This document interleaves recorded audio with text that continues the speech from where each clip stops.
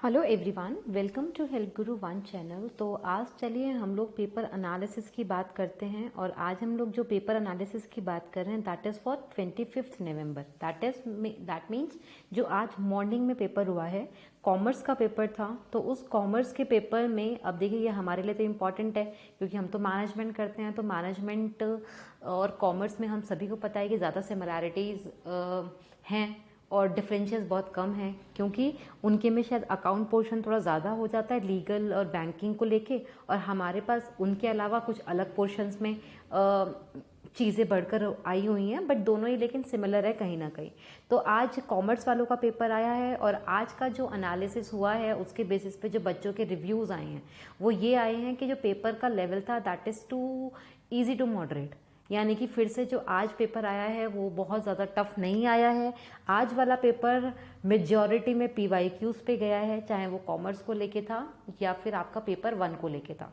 मतलब पेपर 1 और पेपर 2 में बोला गया है कि पीवाईक्यूज से क्वेश्चन थे। मतलब अगर देखिए मुझे क्या लगता है, मैंने जो चीज़ आपको कल बोली थी कि ये एक सब्जेक्टिव चीज़ है। जिसने पढ़ाई करी हुई है वो तो बोलेगा ईजी है, और जिसने पढ़ाई नहीं करी हुई है वो बोलेगा टफ है। सेम चीज़ यहाँ पर भी आती है। अगर किसी ने 2012 से लेके 2020 तक सारे के सारे एमसीक्यूज करे हुए हैं, सारे पीवाईक्यूज करे हुए हैं, तो उनको तो कहीं ना कहीं क्वेश्चन सिमिलर लगेंगे ही, और उनको पता भी चलेगा कि पीवाईक्यूज से क्वेश्चन पेपर में था या नहीं था। तो जैसा कि लोगों के रिव्यूज आए हैं, बताया गया है कि पीवाईक्यूज से क्वेश्चन आए हैं आज एग्जाम में। तो देखते हैं कौन कौन से पेपर 1 में क्वेश्चन आए हैं। तो पेपर 1 में जो क्वेश्चन आया है that is comes like deemed university को लेके। डीम्ड यूनिवर्सिटी के कैरेक्टरिस्टिक्स को लेके क्वेश्चन पूछा गया था, और ऑप्शंस में कुछ पॉइंट्स दिए गए थे और पूछा था कि इनमें से बताओ कौन कौन से कैरेक्टर्स इसको फॉलो करते हैं। इंडियन लॉजिक में से जो क्वेश्चन पूछा गया अनुमान, सॉरी मैंने यहाँ पे गलत टाइप हो गया ये, दैट इज अनुमान। अनुमान के स्टेप्स पूछे गए थे, अनुमान के स्टेप्स को लेके क्वेश्चन पूछा गया इंडियन लॉजिक। और ये देखिए मैं 3 दिन और 4 दिन के पेपर के एनालिसिस की बेसिस पे बोल रही हूँ। इंडियन लॉजिक से 3 से 4 क्वेश्चन आ रहे हैं एग्जाम में इजीली। और इंडियन लॉजिक तो प्लीज़ आप लोग मत छोड़िए, क्योंकि वी आर इंडियंस ना। तो हम अगर इंडियन लॉजिक के क्वेश्चन ही सही करके नहीं आएंगे तो फिर हमारा इंडियन होने का फ़ायदा ही क्या हुआ। तो प्लीज़ कोशिश कीजिए आप इंडियन लॉजिक पे अपनी कमांड कर लें, इंडियन लॉजिक अच्छे से पढ़ लें, क्योंकि वहाँ से 2 या 3 क्वेश्चन डायरेक्ट भी बन रहे हैं, और आपका इजीली अगर कहीं पर चीज़ें टफ आ रही हैं तो आपको कंपनसेट कर देंगी वो सब चीज़ें। तो इंडियन लॉजिक में अनुमान के स्टेप्स पूछे गए हैं। मैथ्स में क्लॉक बेस्ड क्वेश्चन, अब हम सभी को पता है कि मैथ्स में तो बहुत सारी चीज़ें आती है, चाहे वो परसेंटेज को लेके हो या फिर वो आपका प्रॉफिट एंड लॉस को लेकर हो, क्लॉक वाइज क्वेश्चन हो, टाइम एंड वर्क को लेके क्वेश्चन हो। तो एक क्वेश्चन देखने को मिला है जो क्लॉक वाइज क्वेश्चन था, एंटी क्लॉक और क्लॉक वाइज क्वेश्चन से रिलेटेड। डीआई को लेके फिर बोला गया भैया आज वाला डीआई बहुत इजी था, पीवाईक्यूज वाला था। और पीवाईक्यूज में भी जिन लोगों ने 2019 का शायद पीवाईक्यू किया हुआ है तो बोला जा रहा है कि वैसा ही कुछ क्वेश्चन देखने को मिला है डीआई का। नेक्स्ट किगाली को लेकर क्वेश्चन पूछा गया है। किगाली कन्वेंशन को लेके मैंने कल भी बोला था कि कन्वेंशन मत छोड़ना, भी आपका जो भी कन्वेंशंस हैं, जितने भी कन्वेंशंस हैं उनको एक बार देखिए, क्योंकि किगाली को लेके डायरेक्ट क्वेश्चन पूछा गया।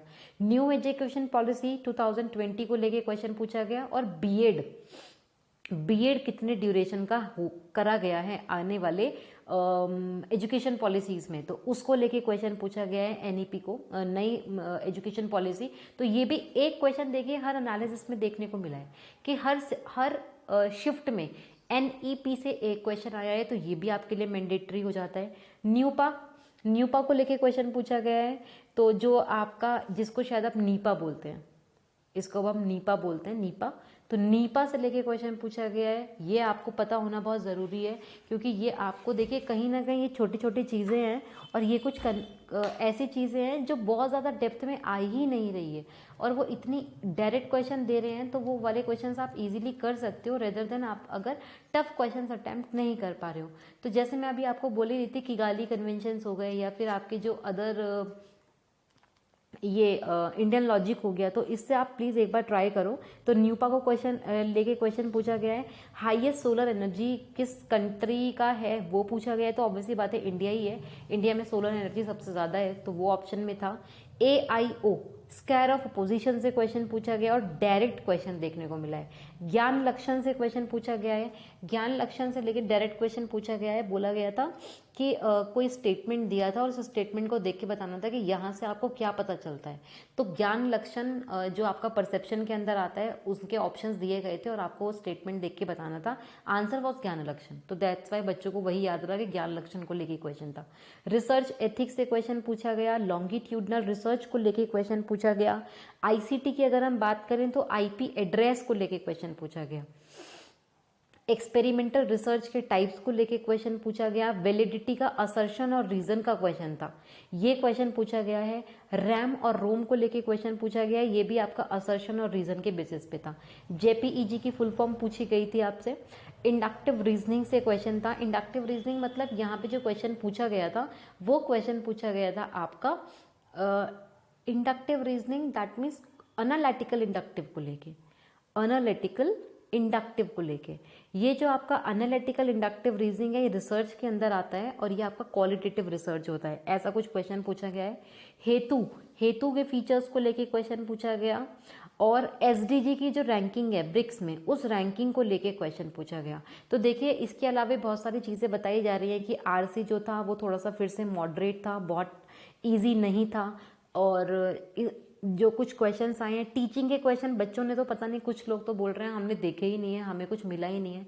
बट ऐसा मुझे लगता है 1 या 2 क्वेश्चन होगा, क्योंकि अब डायरेक्ट ऐसा नहीं आता कि टीचिंग से 5 पूछ लिए, रिसर्च से 5 पूछ लिए, पीपल एंड एनवायरनमेंट के, ऐसे अलग अलग बहुत देखने को कम मिलता है, क्योंकि वो आपका कंसेप्चुअल नॉलेज चेक करते हैं तो वो इंटर रिलेट कर देते हैं। जैसे अगर हम बात करें इंडक्टिव रीजनिंग, वैसे तो ये एमआर का पार्ट है, बट इसी को इन्होंने रिलेट कर दिया with the help of research. तो कहीं ना कहीं जो टीचिंग और रिसर्च है वो आपका कोर सब्जेक्ट है, तो उन्हीं को बेस बना के शायद और यूनिट्स के साथ मर्ज करके कुछ ना कुछ पूछा जा रहा होगा। तो टीचिंग से कुछ ने बोला 1 क्वेश्चन देखा, कुछ ने बोला हमने तो कोई क्वेश्चन देखा ही नहीं है। तो टीचिंग का बोला गया है कि नहीं आया है। रिसर्च के भी जो चीज़ें हैं वो आपका लॉजिकल रीजनिंग को रिलेट करके पूछा गया। लॉजिकल रीजनिंग बोल रहे हैं कि बहुत ज़्यादा आ रहा है। लॉजिकल रीजनिंग जो बताया जा रहा है दैट इज़ आपका लॉजिकल रीजनिंग और पीपल एंड एनवायरनमेंट और हायर एजुकेशन, ये 3 चीज़ को बोला जा रहा है कि बहुत ही ज़्यादा क्वेश्चन यहाँ से पूछे जा रहे हैं और मैथमेटिक्स वाला पोर्शन है। तो प्लीज़ आज ही एनालिसिस किया। अगर मैं आपको 3-4 दिन का अगर आपने मेरे साथ एनालिसिस देखा है तो मैंने आपको हमेशा यही सब चीज़ रिपीट करी है कि प्लीज़ आप अपने कन्वेंशंस, आपका मैथमेटिकल पोर्शन, आपका लॉजिकल रीजनिंग और आपका जितनी भी कमिटीज़ हैं उसको मत छोड़िएगा, क्योंकि वहाँ से क्वेश्चन हमेशा ही पूछे जा रहे हैं और आ भी रहे हैं। तो आज की क्लास के लिए देखिए मैं आपको एनालिसिस मैंने आपको बता दिया है, तो आप प्लीज़ इसको एक बार गो थ्रू ज़रूर कीजिएगा। आई होप आपको ये कहीं ना कहीं थोड़ा बहुत हेल्प करेगा। तो इसी के बेसिस पे आप अपने एग्ज़ाम की प्रिपरेशन को आगे बढ़ाइएगा। और आज की क्लास के लिए इतना ही। So thank you so much and keep learning with Help Guru 1।